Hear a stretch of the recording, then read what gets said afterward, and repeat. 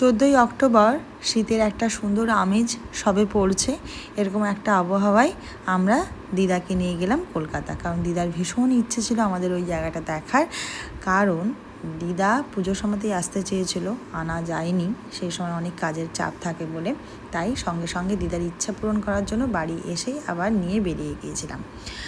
আর ওইখানে যেহেতু একদিন মাঝে থাকবো, দিদার তো একটু অসুস্থ, সঙ্গে সঙ্গে নিয়ে আসা যাবে না, তাই ভাবলাম সুচিস্মিতার সাথে কাজটা সেরেই ফেলি।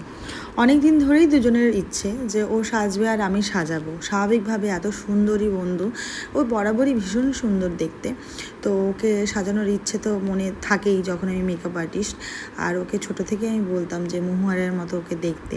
কজন মিল পাচ্ছ মুখের মধ্যে জানি না, ভিডিও রিলস পোস্ট করেছি, অবশ্যই জানিও কেমন হয়েছে, কেমন লাগছে তোমাদের।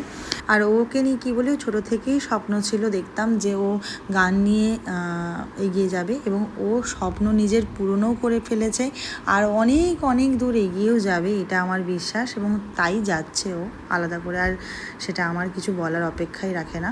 আর তারপরের দিন দেখো আমরা গিয়েছিলাম করুণাময়ী মন্দিরে দিদাকে নিয়ে একটু ঠাকুর দর্শন করাতে। ভীষণ জাগ্রত মন্দির এবং বাড়ির কাছেই যেহেতু, তাই দিদাকে একবার ঘুরে নিয়ে আসা হলো। আর দিদা তো ভীষণই অসুস্থ, অনেক দূরে দূরে কোথাও নিয়ে যাওয়া যাবে না।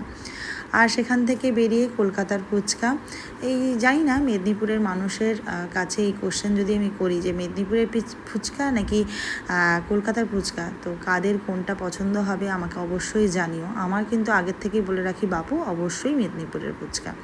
তারপর কি আর বাড়ি ফেরার পালা। আর বাড়ি ফেরার পথেই বালিচকের কাছে রেলগেটে মালগাড়ি যেতে দেখে আমাদের পাবলুবাবুর এরকমভাবে অবাক দৃষ্টিতে তাকিয়ে থাকা যে এত বড় গাড়ি কোথা থেকে এলো। তো যাই হোক, এরপর আমরা রাত্রি 12টা নাগাদ বাড়ি পৌঁছে যাই। তো তোমাদের কেমন লাগলো এই ছোট্ট ভিডিও অবশ্যই জানি।